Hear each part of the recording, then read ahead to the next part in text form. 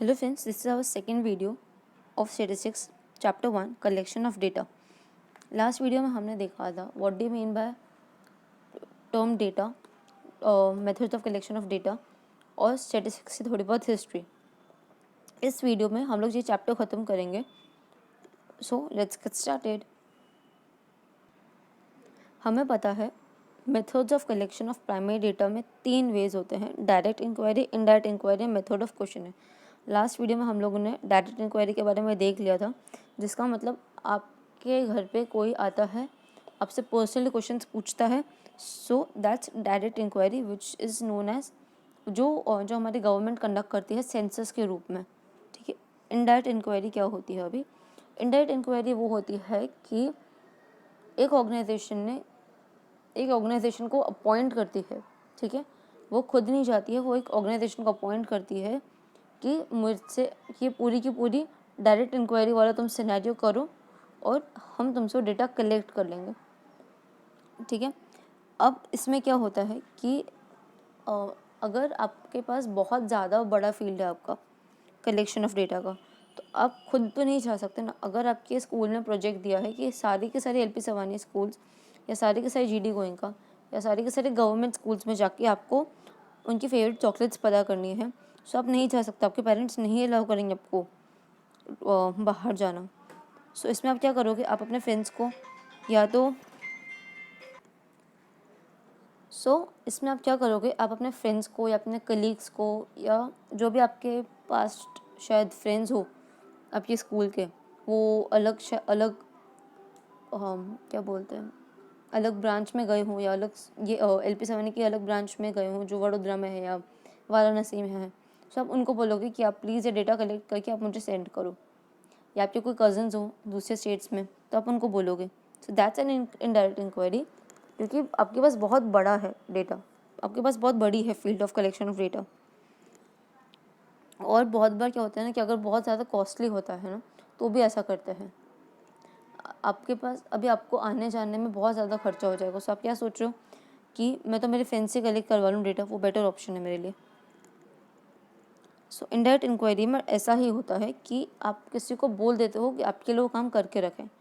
अभी जैसे अगर गुजरात बोर्ड है, ठीक है, उनको डेटा चाहिए कि 11th स्टैंडर्ड में कितने लोग पढ़ते हैं, उनके पेरेंट्स के फ़ोन नंबर या उनका ब्लड ग्रुप या उनका IFSC कोड अकाउंट का. सो वो क्या करेगी? वो हर स्कूल को बोल देगी कि आप वो डेटा मेरे लिए कलेक्ट कर लो, collect the data on behalf of me, and वो डायरेक्टली वो डेटा यूज़ कर लेगी. सो उसने क्या किया? उसने वो किसी को अपॉइंट किया या उस ऑर्गेनाइजेशन को कॉन्टैक्ट किया जिसके पास पहले से वो डेटा होता है. So that's an indirect inquiry. अभी हम इनडायरेक्ट इंक्वायरी के एडवांटेजेस एंड डिसएडवांटेजेस देखते हैं.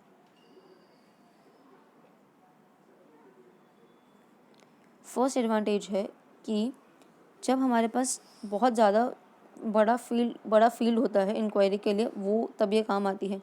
जैसे अगर आपको इंडिया के सारे गवर्नमेंट स्कूल से सारे के सारे LP सवानीस के ब्रांचेस में जाकर अगर आपको पूछना है बच्चों से कि फेवरेट चॉकलेट, तो आप क्या करोगे? इनडायरेक्ट इंक्वायरी यूज़ कर लोगे. अपने कोड खान, अपने कॉन्टैक्ट्स यूज़ करोगे उस टाइम पे. When the respondent is not willing to give the information, so the organisation so you can collect the information directly. अब क्या होता है कि आप किसी भी राह चलते आदमी को तो अपना IFSC कोड नहीं दे देते हो ना, या अकाउंट डिटेल्स नहीं दे देते हो ना. मगर आप स्कूल में तो सबमिट करते हो, सो डायरेक्टली वो कलेक्ट कर लेगा गवर्नमेंट आपके स्कूल से. कॉस्टली नहीं है ज़्यादा, टाइम भी ज़्यादा नहीं लेता है और ज़्यादा लोग भी यूज़ नहीं होते हैं इस चीज़ में. अगर आप खुद जाओगे या तो आपको क्या करना पड़ेगा? बहुत ज़्यादा कॉस्टली पड़ जाएगा, बहुत ज़्यादा टाइम भी लग जाएगा और शायद आप बहुत सारे लोगों को भी लेके जाओ. मगर आपने क्या किया? आपने अपने एक फ्रेंड को ही बोल दिया या एक कज़न को ही बोल दिया कि आपके लिए डेटा कलेक्ट करके आपको दे देगा. Much useful for the various departments of government to collect the information. As you seen, Gujarat board को अगर कलेक्ट करना है सो वो ये काम कर सकती है. डिसएडवांटेजेस क्या है कि ऐसा हो सकता है कि आपने तो अपने सिर्फ प्रोजेक्ट के लिए यूज़ किया है ना डेटा, तो शायद आपसे वो डेटा रॉन्गली कलेक्टेड हो या आप रॉन्ग डेटा किसी को दे दो, आपको लगे कि कोई मिस इंटरप्रेट ना कर दे. So that's a disadvantage of indirect inquiry. अभी हमने डायरेक्ट इंक्वायरी और इनडायरेक्ट इंक्वायरी देख ली, अभी हम देखते हैं क्वेश्चनर मेथड एग्जैक्टली क्या होती है। क्वेश्चनर मेथड में क्या होता है कि आप सारे के सारे जो भी आपको क्वेश्चंस है, जो आपको डेटा चाहिए, आप क्या करते हो, वो उस आप क्वेश्चन फॉर्म में लिख देते हो एक पेपर में। तो उस पेपर को बोलते हैं क्वेश्चनर। और अगर वो क्वेश्चनर आप किसी से फिल करवाते हो, आप वो पेपर किसी से फिल करवाते हो और आपको वो डेटा मिलता है उन क्वेश्चंस के आंसर्स से, that method is known as method of questionnaire. For example, आपको चॉकलेट्स के बारे में पूछना है, फेवरेट चॉकलेट। सो आपने क्या किया, आपने नाम लिखा एक पेपर पे, roll number, standard and your favourite chocolate. आपने क्या किया, इस पेपर का जेरोक्स करवा के आपके पूरी स्कूल में आपने डिस्ट्रीब्यूट कर दिया। सो आपको क्या मिल गया, आपको डेटा मिल गया। So this paper is known as your questionnaire and the inquiry, the method you have collected the data is known as questionnaire method. Simple. अब आप क्वेश्चनर से भी आप दो वे से आप मेथड कलेक्ट कर सकते हो, दो वे से आप डेटा कलेक्ट कर सकते हो, बाय पोस्ट या by the enumerator. By post कैसे, अगर आपने वो क्वेश्चनर, जैसे अगर आपको पूरी की पूरी इंडिया के सारे स्कूल्स में से अगर आपको पता करना है कि चॉकलेट्स क्या है, फेवरेट चॉकलेट्स, सो आप क्या करोगे, आप सबके एड्रेस लोगे और ज़ेरोक्स करके उनको पोस्ट कर दोगे और आपको डेटास मिल जाएंगे। या बाय न्यूमरेटर, आपके फ्रेंड्स को आप क्या बोलोगे, सिर्फ ये फॉर्म ले, ज़ेरोक्स करवा और तेरे स्कूल में बांट दे और कलेक्ट कर ले। So that's bye numerator. ठीक है, आपने पोस्ट नहीं किया, आपने किसी को बोला। That was just an overview. हम लोग डीप में देखते हैं। अब आपको ये चीज़ करने से पहले आपको एक देखना पड़ेगा कि आपका क्वेश्चनर कैसा होना चाहिए। आप कुछ भी नहीं लिख सकते हो पेपर पे। सो क्वेश्चनर की कैरेक्टरिस्टिक्स क्या होते हैं, क्वेश्चनर में पहले तो उसका प्रॉपर टाइटल होना चाहिए कि वो क्वेश्चनर वो टाइटल पढ़ के कोई समझ पाए कि ये उन्हें क्यों फिल करना है। क्वेश्चनर के जो क्वेश्चंस होते हैं वो लिमिटेड होना चाहिए, वो कम होने चाहिए। और अगर हो सके तो प्लीज़ आप मोस्टली ऑब्जेक्टिव टाइप रख दीजिए। अगर आपको सिर्फ पूछना है ना कि अगर आपको सिर्फ पूछना है कि क्या फेवरेट चॉकलेट्स है, तो आप क्या कर सकते हो, बारवन कैडबरी या किट कैट, आप क्या करोगे, आप सारे नाम लिख दो और सिर्फ उनको सिर्फ टिक करना पड़े। So that's also method. So that's also important कि सारे के सारे अगर ऑब्जेक्टिव टाइप होंगे तो उनको जल्दी रहेगा।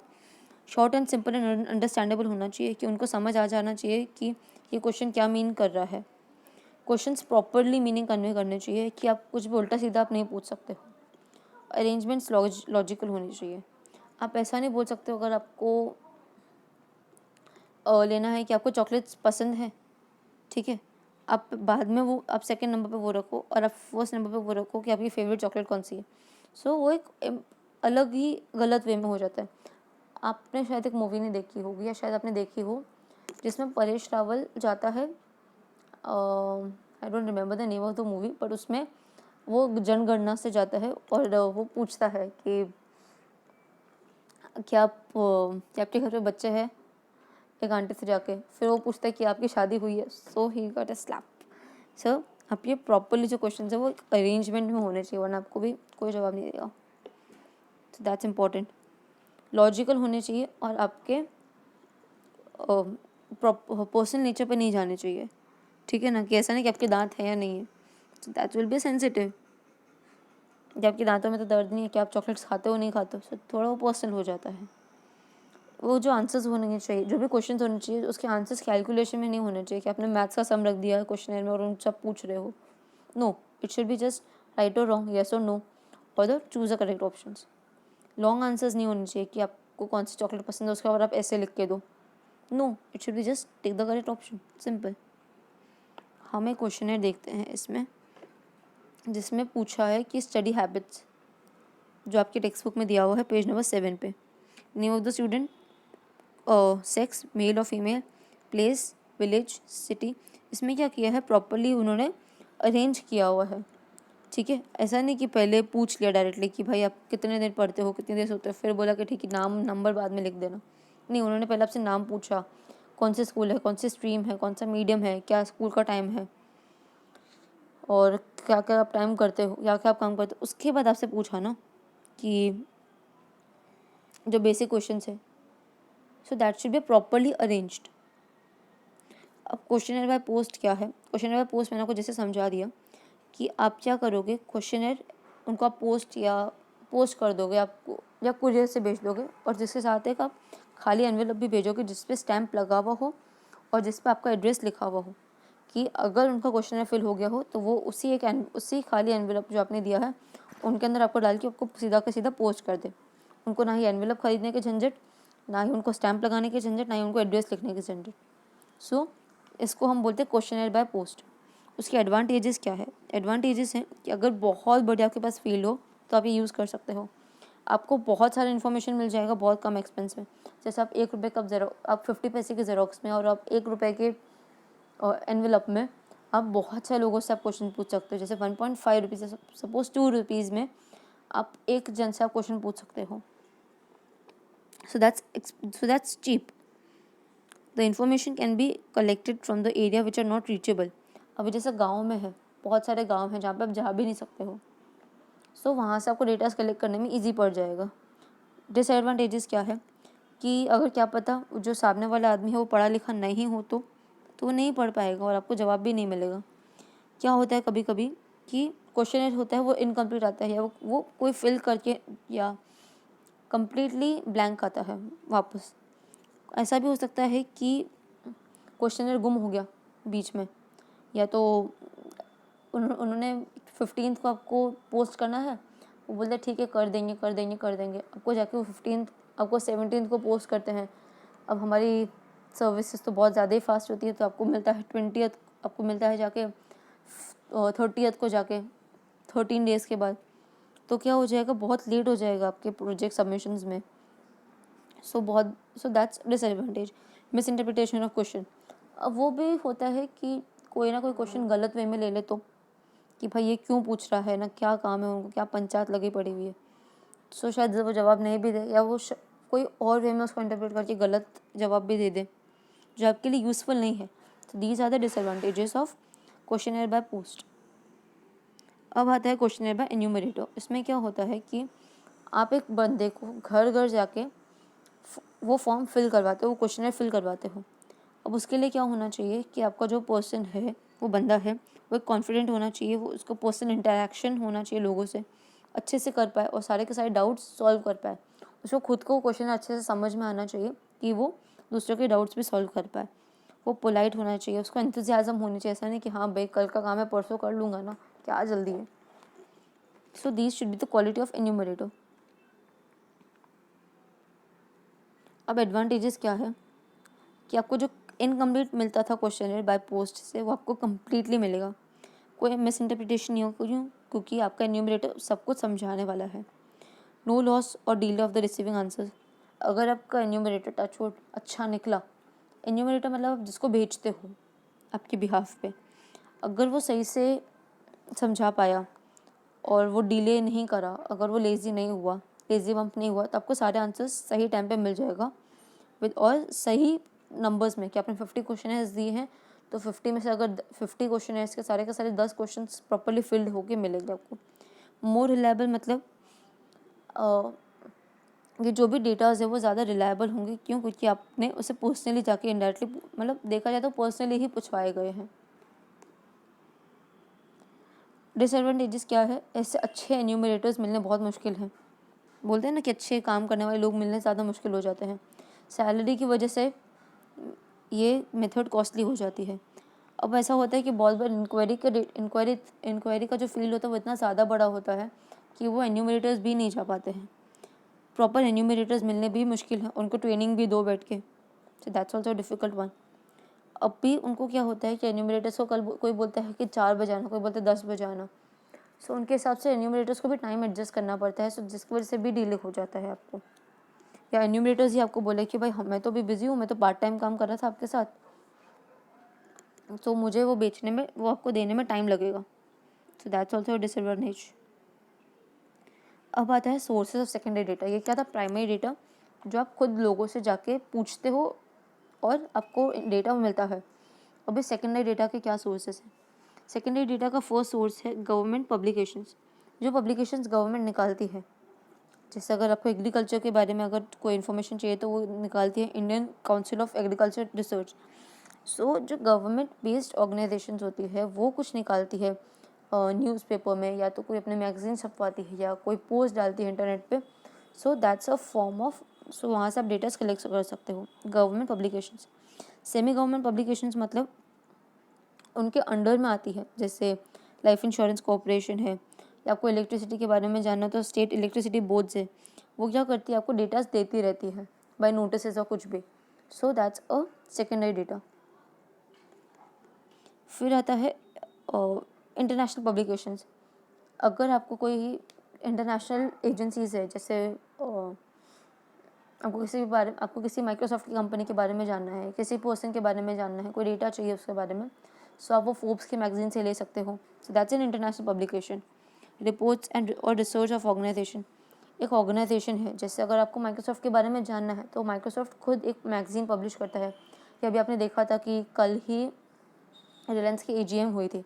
सो रिलायंस की AGM वो खुद रिलायंस वाला ही बता रहा है ना, वो एक आपको PDF भी दे रहा है सारे के सारे शेयर होल्डर्स को। So that's a report of research organisations, sorry that's publications of business and commerce organisation, मतलब वो खुद रिलायंस वाला ही आपको आपकी उनकी इन्फॉर्मेशन दे रहा है। सेमी गवर्नमेंट पब्लिकेशंस में आ जाएगा आपके स्टेट इलेक्ट्रिसिटी बोर्ड्स वाला पॉइंट।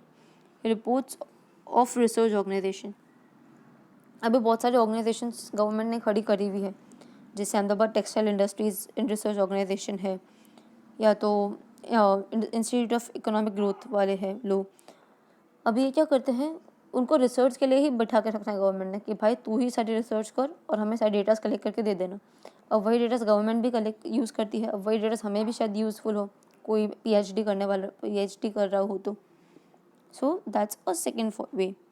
फिर न्यूज़पेपर एंड पीरियोडिकल्स, कोई ना कोई हमारे पास आर्टिकल्स छपते ही रहते हैं न्यूज़पेपर्स में, सो वो भी हम यूज़ कर सकते हैं कि कौन सी चॉकलेट ज़्यादा बिक रही है, या लाइक दैट, या कौन सी कंपनी के शेयर्स क्या है कैसे हैं, वो सब भी हो रहा है हमारे पास। वहाँ से भी हम लोग डेटास कलेक्ट कर सकते हैं। So these were the sources of the secondary data. Government publications, international publications like Forbes, reports of research and organisation. और अहमदाबाद टेक्सटाइल के बारे में जानना है, सो उनकी एक ऑर्गेनाइजेशन है जिससे आप कलेक्ट कर सकते हो। Semi government publications, for example आपका स्टेट इलेक्ट्रिसिटी बोर्ड, जो गवर्नमेंट के अंडर आता है मगर गवर्नमेंट का नहीं है, वो खुद गवर्नमेंट नहीं कर रही है। Publications of business and commerce organisation, जैसे रिलायंस ने खुद ने अपने बिजनेस के बारे में बताया AGM में कल ही। न्यूज़पेपर्स एंड पीरियोडिकल्स, जो पत्रकार लोग जो भी रिसर्च करते हैं और वो आपको डेटा सामने रखते हैं। उसके अलावा भी एक होता है secondary data from the unpublished resources, जो PhD कर रहे होते हैं, जो एम्प्लॉयज़ होते हैं, उनको भी एक काम दिया जाता है कि तुम्हें ये एक्टिविटी करनी है, तुम्हें प्रोजेक्ट है, जैसे आपकी स्कूल का प्रोजेक्ट है, सो जिसके हिसाब से एक कैडबरी वाले को पता पड़ेगा, या आप स्पार्कल्स के बारे में आपको बोल रहे हैं कि कौन सी स्पार्कल आपको सबसे ज़्यादा यूज़ आती है, या क्रेयॉन्स, जो हमें लगता है कि वाइट क्रेयॉन्स कभी यूज़ नहीं आते हमारे पास, सिर्फ एक यूज़लेस चीज़ है। सो ये आपका जो डेटा है वो किसका भी काम आएगा, और कैमलिन वाले को, या जिसने आपको अपॉइंट किया है डायरेक्टली और इनडायरेक्टली, या सिर्फ आपने अपने प्रोजेक्ट वर्क के लिए किया हुआ है।